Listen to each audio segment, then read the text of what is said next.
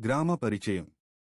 పచ్చని పొలాలు, కొబ్బరి చెట్లు, గోదావరి నది ఒడ్డున ఉన్న చిన్న గ్రామం శాంతిపురం. ఆ గ్రామంలో ఉదయం కోళ్ల కూయడం, పక్షుల కిలకిలలు వినిపిస్తాయి. గ్రామ ప్రజల జీవితం.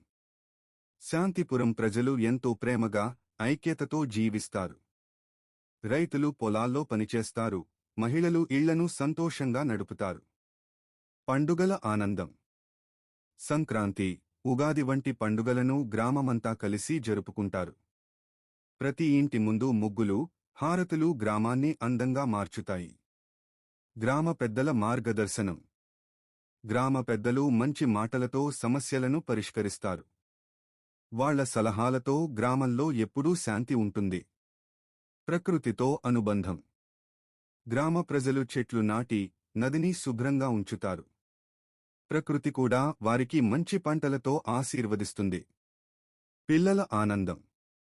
పిల్లలు పాఠశాలకు వెళ్లి, సాయంత్రం ఆటలతో ఆనందిస్తారు. వాళ్ల నవ్వులతో గ్రామం ఇంకా హర్షంగా ఉంటుంది. సంతోషకర ముగింపు.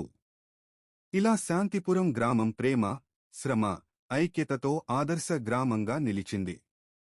అందరూ కలిసి జీవిస్తే జీవితం నిజంగా అందమైనదని ఈ గ్రామం చూపించింది.